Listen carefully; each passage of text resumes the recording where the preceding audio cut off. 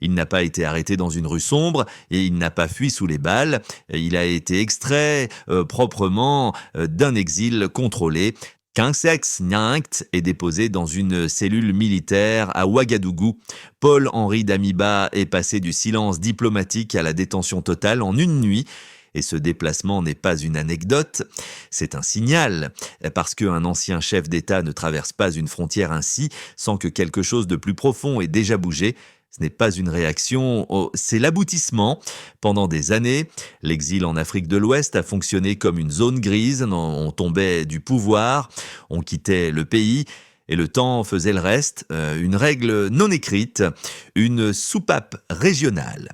Cette règle vient d'être fissurée lorsque Damiba est transféré de Lomé à Ouagadougou. Ce n'est pas seulement un homme qui change de lieu, c'est une hypothèse politique qui s'effondre. L'idée que l'exil protège encore, l'idée que la distance suffit à neutraliser l'influence. Ibrahim Traoré ne parle pas de vengeance, il parle de souveraineté, et quand il dit que le Burkina Faso n'est plus à vendre, ce n'est pas une phrase pour la foule, c'est une ligne rouge, la peine de mort est exclue, mais la liberté aussi, ce détail est essentiel. Parce qu'il transforme le récit, ce n'est pas une histoire de clémence, c'est une histoire de contrôle du futur. Une balle termine un conflit, une peine à vie le fige, et c'est là que beaucoup se trompent. Ce procès ne concerne pas seulement ce que Damiba a fait hier, il concerne ce qu'il pourrait encore représenter demain quand un État décide que le risque n'est plus acceptable. Il ne cherche pas à punir, il cherche à empêcher. Ce transfert n'est donc pas improvisé, il est calculé, préparé, négocié. Et une fois accepté, une nouvelle normalité commence à s'installer. Si un exil peut être annulé, alors personne n'est vraiment à l'abri. La question n'est plus que va-t-il lui arriver. 3S ou quoi, la question devient devenant qui observe et ajuste déjà son comportement. 3S. Ce qui pèse réellement sur Damiba n'est pas encore une condamnation, c'est la bascule du dossier. Au départ, il y a l'argent, des accusations classiques, presque banales, à force d'être répétées dans la région, détournement, abus de fonds publics, confusion entre pouvoir et patrimoine personnel. Dans un système fragile, ces accusations ne surprennent plus, elles choquent moins qu'elles n'épuisent, parce que la corruption, seule, enrichit quelques-uns sans toujours menacer l'ordre en place. Mais ici, le dossier ne s'arrête pas là, il glisse, et ce glissement change tout. Lorsque les autorités burkinabées relient Damiba à des projets de déstabilisation, le ton se durcit. On ne parle plus de comptes, on parle de sécurité, et on ne parle plus de restitution, on parle de survie du pouvoir. À partir de ce moment, la justice cesse d'être administrative, elle devient existentielle. Les juges ne cherchent plus seulement à établir des faits, ils évaluent un risque. Et lorsque un État considère qu'un homme peut redevenir un point de ralliement, la logique pénale s'efface devant la logique préventive. C'est là que la promesse faite au Togo prend son vrai sens, pas d'exécution, mais aucune promesse de sortie. Une peine longue n'est pas un symbole, c'est un outil. 20 ans, ce n'est pas une pause, c'est une disparition politique. 30 ans, ce n'est pas une sanction, c'est une neutralisation totale, et cette perspective n'est pas abstraite. Elle est comprise par la rue, dans les marchés, dans les quartiers populaires. Les mots juridiques se dissolvent vite. Ce qui reste, c'est une fatigue accumulée, l'impression que les mêmes visages se succèdent pendant que les sacrifices restent les mêmes. Quand l'État parle de corruption et de complot, beaucoup n'entendent qu'une seule question brutale, combien de fois faudra-t-il encore payer pour les luttes internes d'une élite réduite ? 3. Cette humeur compte. Elle explique pourquoi l'extradition n'a pas traîné, pourquoi les résistances diplomatiques ont cédé et pourquoi le dossier a été refermé si vite à Lomé. Parce que garder Damiba devenait plus coûteux que le remettre, et à partir du moment où ce calcul est accepté, le précédent est créé. Un précédent silencieux, mais profondément instable. Le choix du Togo n'a jamais été émotionnel. Il a été arithmétique. On a dit, tiens, pendant près de 3 ans, Damiba n'était ni libre ni invisible. Il était contenu, logé dans un espace contrôlé, protégé par une hypothèse régionale simple. L'exil calme les choses, puis cette hypothèse est devenue chère, car un homme en exil n'est jamais neutre. Il est une variable, un symbole dormant, un point de projection pour tous ceux qui espèrent un retour en arrière. À partir du moment où Ouagadougou évoque des complots, la présence de Damiba à Lomé change de nature. Il ne s'agit plus d'hospitalité discrète, il s'agit de risques importés. Et dans une région où la température politique monte vite, personne ne veut être l'endroit où l'étincelle tombe. C'est là que le contexte régional pèse. Le Burkina Faso ne parle plus seul. Il parle avec le Mali et le Niger. Une alliance qui n'est peut-être pas aimée, mais qui est réelle.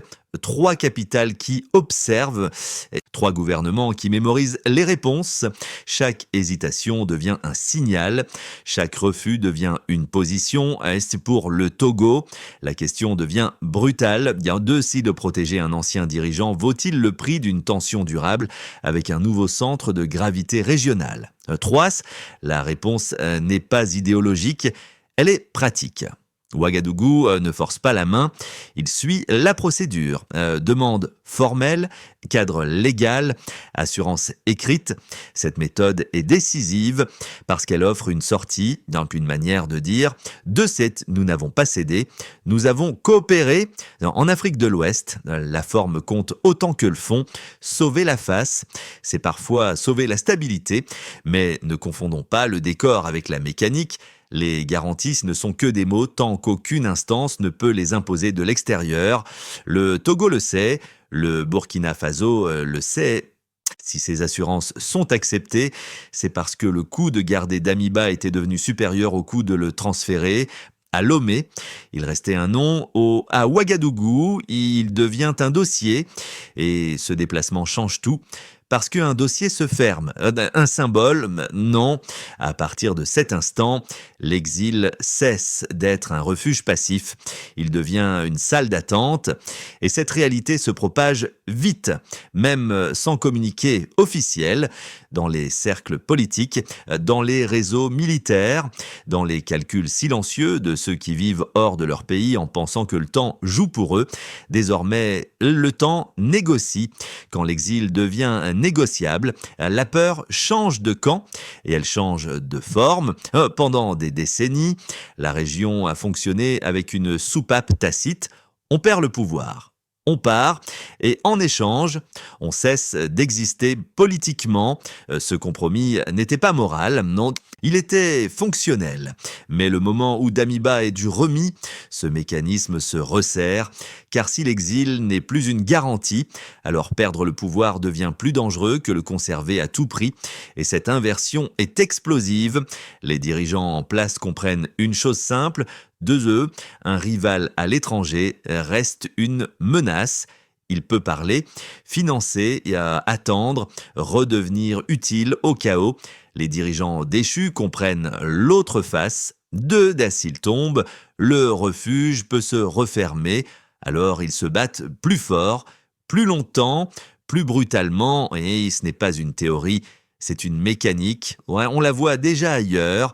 Des opposants à l'étranger dont le retour est réclamé, des dossiers rouverts des années après, des accusations reformulées comme menaces à l'État. Le cas d'Amiba n'invente rien. Il accélère. Et cette accélération transforme chaque frontière en variable politique. Chaque hôte devient un arbitre. Chaque décision crée un précédent que d'autres copieront. C'est pour cela que cette affaire dépasse largement Ouagadougou. Elle redéfinit une règle informelle sur laquelle reposait un équilibre fragile. Revenons à l'intérieur du Burkina Faso. Pour une partie de la population, ce procès n'est pas juridique. Il est réparateur, pas au sens noble, au sens émotionnel. Quand les autorités parlent de détournement et de complot, beaucoup pensent aux conséquences quotidiennes, aux routes jamais terminées, aux soins absents, aux jeunes enrôlés pour défendre des zones que l'État peine à sécuriser. La corruption, ici, n'est pas une abstraction. Elle a un poids. un visage, un coup, et quand le pouvoir promet de traiter ceux qui ont fragilisé le pays comme des menaces, pas comme des exilés confortables, il capte cette fatigue. C'est dangereux, Nandita, parce que la justice sous pression populaire peut déraper, mais c'est aussi puissant, parce qu'un État qui ignore cette humeur perd toute légitimité. Voilà le nœud, si le procès est perçu comme sérieux. Il ferme une séquence, s'il est perçu comme opaque. Il ouvre un cycle de soupçons, et ce cycle ne s'arrête jamais aux frontières. À partir du moment où ce dossier existe, il cesse d'être local, il devient lisible depuis l'extérieur, parce que le Burkina Faso, le Mali et le Niger ne sont plus seulement en train de gérer leur crise interne. Ils sont en train de redessiner leur ligne d'alignement, et chaque procès sensible devient un test de crédibilité pour les puissances occidentales. Cette affaire n'est pas personnelle, elle est instrumentale. Si la procédure paraît confuse, si la détention s'éternise sans explication claire, si la défense semble marginalisée, le récit est prêt. Autoritarisme, justice politique, règlement de compte, ce récit n'est pas neutre. Il sert à justifier des pressions diplomatiques, des sanctions ciblées, des restrictions financières, des campagnes médiatiques coordonnées. Ce n'est pas une menace, c'est un mode opératoire connu. À l'inverse, une procédure disciplinée complique ce travail, des preuves exposées, des délais expliqués, des droits visibles. Cela ne fera pas disparaître les critiques, mais cela réduit leur portée. C'est pour cela que ce procès est un champ de bataille médiatique avant même d'être une affaire judiciaire. Chaque silence est interprété, chaque retard devient un angle d'attaque et le pouvoir à Ouagadougou le sait. C'est là que le cas d'Amiba devient un révélateur stratégique. Il montre si le nouvel ordre revendiqué par le Sahel est capable de se contrôler lui-même ou s'il glisse vers une logique où la force remplace la procédure. Ce choix a un coût, quel qu'il soit, et un procès trop brutal nourrit la contestation interne et offre des leviers externes. Un procès trop lent entretient les rumeurs et fragilise l'autorité, et pendant que les capitales débattent, les marchés réagissent, l'instabilité ne reste jamais théorique, elle s'insinue dans les flux, les contrats, les assurances, les prix.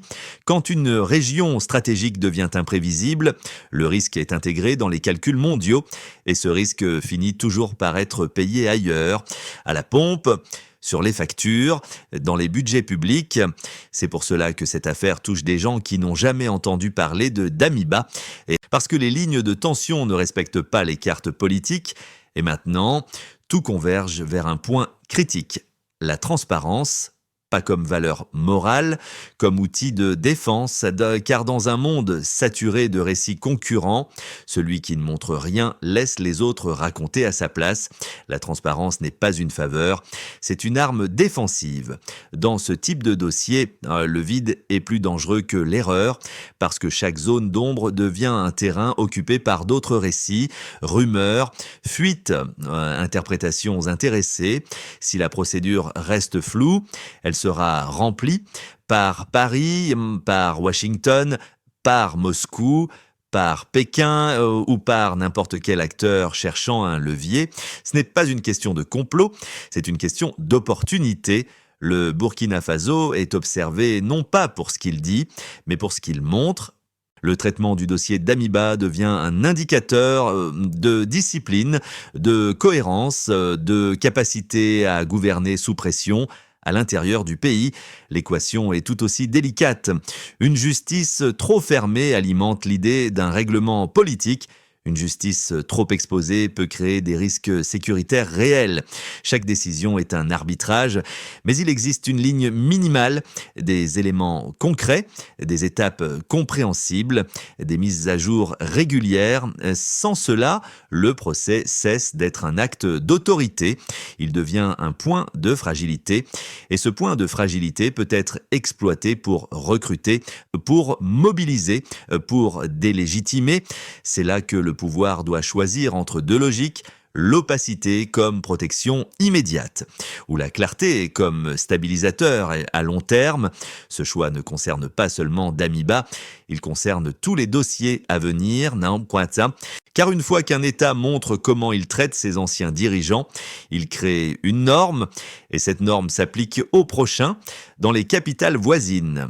Ce signal est lu attentivement, pas avec des discours, avec des ajustements concrets, ou se réfugier. À qui faire confiance?